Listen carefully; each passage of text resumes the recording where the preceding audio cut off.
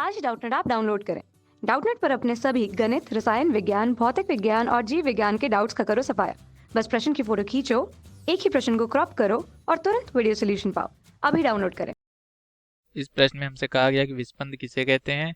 लगभग समान आवृत्ति वाले दो स्रोतों द्वारा उत्पन्न विस्पंदों की आवृत्ति के लिए व्यंजक स्थापित कीजिए। तो सबसे पहले हम देखते हैं विस्पंद किसे कहते हैं। विस्पंद जो होता है वो लगभग समान आवृत्ति के स्रोतों से जब कोई ध्वनि उत्पन्न होती है उन ध्वनियों में सुनाई देते हैं। विस्पंद क्या होते हैं? जब किसी ध्वनि स्रोत से दो लगभग समान आवृत्तियों की ध्वनि उत्पन्न होती है तो एक ऐसी जगह आती है जहाँ दोनों ध्वनि मिलकर एक तीव्रता को अधिकतम कर देती हैं तथा एक किसी स्थान पर तीव्रता को न्यूनतम कर देती हैं। तो अधिकतम एवं न्यूनतम तीव्रताओं के अंतर को ही हम विस्पंद कहते हैं। मतलब जब हमें एक बार अधिकतम ध्वनि सुनाई देगी फिर एक बार हमें न्यूनतम ध्वनि सुनाई देगी, तो इस तरह की तो जब हमें ध्वनियाँ सुनाई देती हैं तो उसको हम विस्पंद कहते हैं। आवृत्ति पूरी तरह समान नहीं होती। यदि आवृत्ति पूरी तरह समान होगी तो जो दोनों ध्वनि है वो एक दूसरे पर पूर्ण रूप से अध्यारोपित हो जाएंगे और उनकी तीव्रताओं में कोई भी अंतर महसूस नहीं होगा। तो इसको समझने के लिए हम ग्राफ से समझते हैं। मान लीजिए हमारी पहली ध्वनि है, ये हमारी ऐसे उत्पन्न हुई और ये ऐसे चलती चली जाएगी।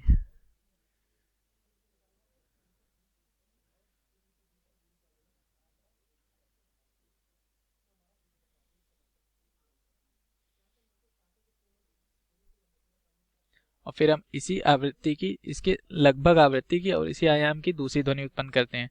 तो वो जो होगी वो कुछ इस तरह जाएगी, जिसको हम डॉटेड लाइन से दिखा रहे हैं। तो वो कुछ ऐसे होगी।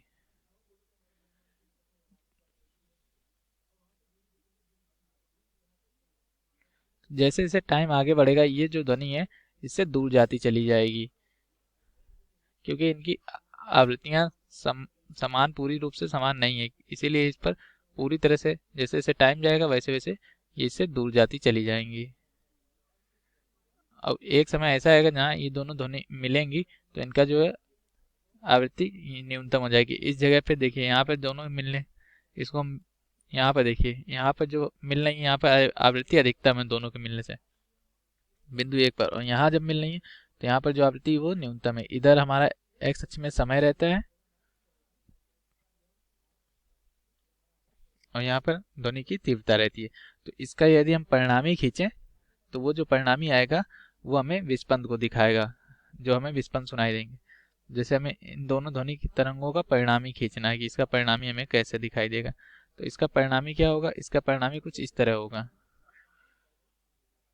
यहाँ पर तीव्रता अधिकतम है, उसके बाद फिर यहाँ पर अधिकतम है, फिर यहाँ पर अधिकतम है, लेकिन धीरे धीरे क्या होगा, ये जो है ये कम होता चला जाएगा। क्यों? क्योंकि जो दोनों की तीव्रताएं हैं वो अधिकतम तो हो रही, लेकिन वो एक दूसरे से दूर जाती चली जा रही हैं। और यहाँ पर जहाँ पे तीव्रता बिल्कुल न्यूनतम है तो वहाँ पर ये इस लाइन को छुएगा। और उसके बाद फिर क्या होता है, ये ध्वनि जब इसे जैसे आगे बढ़ती हैं फिर ये आपस में एक दूसरे पर अध्यारोपित होती हैं और फिर एक जगह तीव्रता अधिकतम होती है और फिर न्यूनतम होती है। इस प्रकार ये प्रक्रिया चलती रहती है। तो हम यहाँ देख रहे हैं हमें बिंदु एक पर जब हमारा मान लीजिए टाइम यहाँ पर t1 था तब हमें यहाँ पर जो तीव्रता मिली वो अधिकतम मिली, और बिंदु दो पर जब हमारा मान लीजिए टाइम यहाँ पर t2 था तो यहाँ पर जो हमें तीव्रता मिली वो हमारी न्यूनतम मिली। तो हमारे ये जो ग्राफ नंबर 2 है इसको मान लीजिए ये हमारा ग्राफ नंबर 1 है और इसको मान लीजिए हमारा ग्राफ नंबर 2 है। तो ग्राफ नंबर 2 हमें विस्पंद का ग्राफ दिखा रहा है। तो यहाँ पर अधिकतम तीव्रता है, यहाँ पर न्यूनतम तीव्रता है। ठीक, तो इसी को हम विस्पंद कहते हैं। अधिकतम ध्वनि सुनाई देना एक बार न्यूनतम ध्वनि सुनाई देना। अब हमें इसके लिए सूत्र स्थापित करना, क्योंकि हमसे प्रश्न में कहा गया है कि लगभग समान आवृत्ति वाले दो स्रोतों द्वारा उत्पन्न विस्पंदों की आवृत्ति के लिए व्यंजक, मतलब हम विस्पंद कैसे निकाल सकते हैं। तो आइए हम इसके लिए सूत्र स्थापित करते हैं। तो इसके लिए हम दो ध्वनि तरंगे मान लेते हैं। तो मान लेते हैं हमारी जो पहली ध्वनि तरंग है इसका समीकरण ω1t - kx है। ठीक, और दूसरी जो तरंग होगी इसका समीकरण ω2t - kx।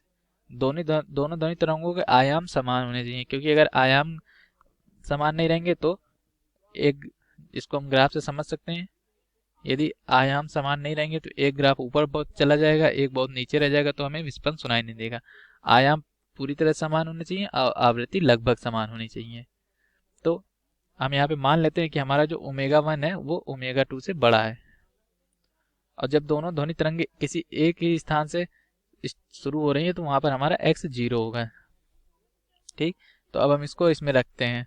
तो हम यदि दोनों ध्वनि तरंगों की आवृत्तियां क्या है, n1 और n2 हैं, ये हमारी आवृत्ति हैं ध्वनि तरंग की। ठीक, तो हम ओमेगा 1 को लिख सकते हैं 2 पाई n1, ओमेगा 2 को लिख सकते हैं 2 पाई n2। ठीक, तो y1 का मान हमारा हो जाएगा a साइन ओमेगा 1 को हम लिख देंगे 2 पाई n1 t, और x जब 0 हो जाएगा तो हमारा यही बचेगा। इसी तरह हम y2 को लिख देंगे a sign 2 pi n2 t। अब जब ये दोनों तरंगे अधिकतम तीव्रता एवं न्यूनतम तीव्रता के लिए अध्यारोपित होंगी तो इनका परिणामी आएगा, और परिणामी हम निकाल सकते हैं y बराबर y1 प्लस y2। तो इसको हम जोड़ते हैं।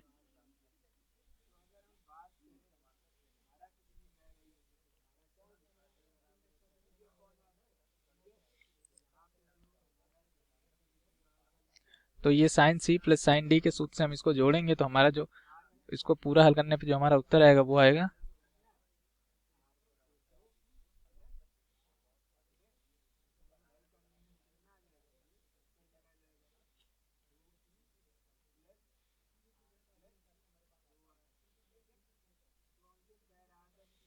ये हमारा इसको हल करने पे आ जाएगा। तो हम इसको लिख लेंगे 2a इंटू कॉस, कॉस को हम इसके आयाम के साथ लिख लेंगे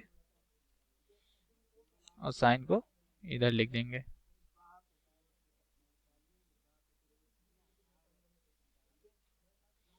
ठीक, तो अब हम यहाँ से इस पूरे पद को 2a cos पाई n1 minus n2 into T को हम आयाम के तौर पे a लिख देते हैं, और इसका sine pi n1 plus n2 T. ये हमारे परिणामी तरंग का समीकरण आ गया। अब हमें इस परिणामी तरंग के समीकरण में आयाम जो हमने लिया है वो हमारा है 2a cos पाई n1 माइनस n2 टी। अब जब दोनों तरंगे एक दूसरे पर अध्यारोपित होती हैं तब आयाम जो होगा एक बार अधिकतम होगा एक बार न्यूनतम होगा। तो हम अधिकतम आयाम के लिए देखते हैं, अधिकतम आयाम के लिए। तो अधिकतम आयाम के लिए अधिकतम आयाम हमारा क्या हो सकता है, अधिकतम आयाम हमारा जो a होगा वो हो जाएगा 2a। कब, क्योंकि cos का जो अधिकतम मान है वो सिर्फ एक हो सकता है। cos पाई जो होगा n1 माइनस n2 टी, ये अधिकतम जो हो सकता है वो हमारा एक हो सकता है, एक से ज़्यादा इसका मान हो नहीं सकता है। तो इसको जब हम हल करेंगे तो हमारा जो cos आ जाएगा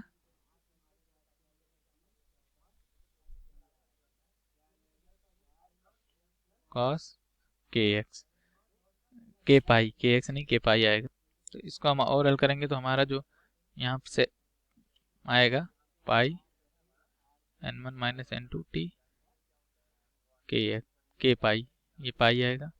तो यहाँ से हमारा जो t का मान आएगा वो आएगा t बराबर k बटे n1 माइनस n2। तो यहाँ पर हम जब k का मान रख सकते हैं वो हो जाएगा k बराबर 0 1 2 3। तो यहाँ से जब हमारा k को हल करें t का मान निकालेंगे तो आएगा 0 1 बटे n1 माइनस n2, 2 बटे n1 माइनस n2, 3 बटे n1 माइनस n2। इस तरह से ये चलता जाएगा। ये जो t है तो ये सेकेंड में आएगा। तो हम देख रहे हैं किसी भी दो पद को घटाएंगे तो हमारा मतलब जो अंतर आएगा वो आएगा 2 बटे n1 माइनस n2, किसी भी दो क्रमागत पदों को घटाने पर, बाद वाले पद से पहले वाले पद को घटाने पर, तो वो आएगा n1 माइनस n2 सेकेंड। तो मतलब हमको जो विस्पन सुनाई दे रहे हैं वो एक विस्पन जो हमें सुनाई दे रहा है वो हमें सुनाई दे रहा है 1 बटे n1 माइनस n2 सेकेंड में, जहां पर तीव्रता अधिकतम है। तो अधिकतम तीव्रता के लिए एक विस्पन सुनाई दे रहा है, हमें सुनाई दे रहा है 1 बटे n1 माइनस n2 सेकेंड में। तो एक सेकेंड में कितने विस्पन सुनाई देंगे, एक सेकेंड में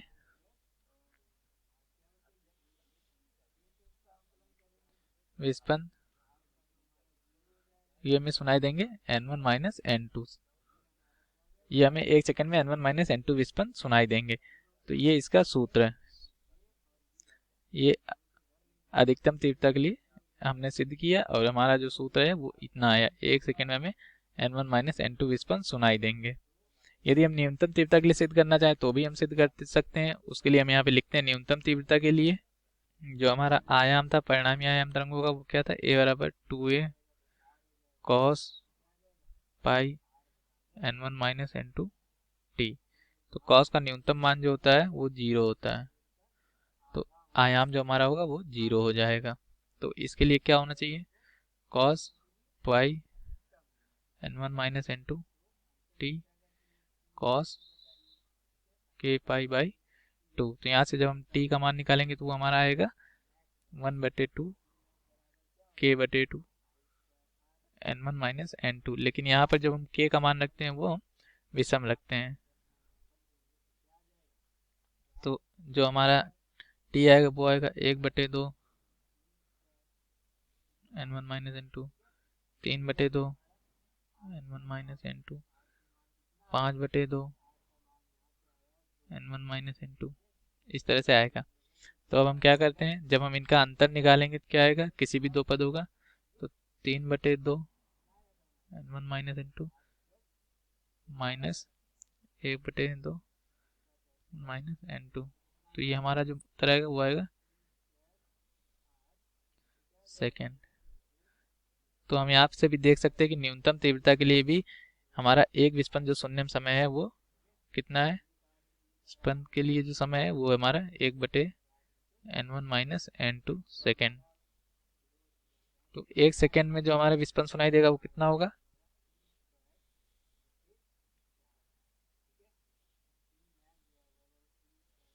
एक सेकेंड में विस्पंद ये हो जाएंगे हमारे n1 माइनस n2 विस्पंद। तो यहाँ से भी हम देख सकते हैं कि हमारा जो सूत्र आया है विस्पंद का वो n1 माइनस n2 ही आया है। तो हमें किसी भी ध्वनि स्रोत से उत्पन्न तरंगों के विस्पंद सुनने हो तो हमें उनकी आवृत्तियों का अंतर निकालते हैं। यही हमारे इस प्रश्न का उत्तर था। धन्यवाद। कक्षा 6वीं से 12वीं से लेकर नीट, IIT, JEE वो एडवांस के लेवल तक 1 करोड़ से ज्यादा छात्रों का भरोसा। आज ही डाउनलोड करें डाउटनेट ऐप या व्हाट्सएप करें अपने सारे डाउट्स 8400 400 400 पर।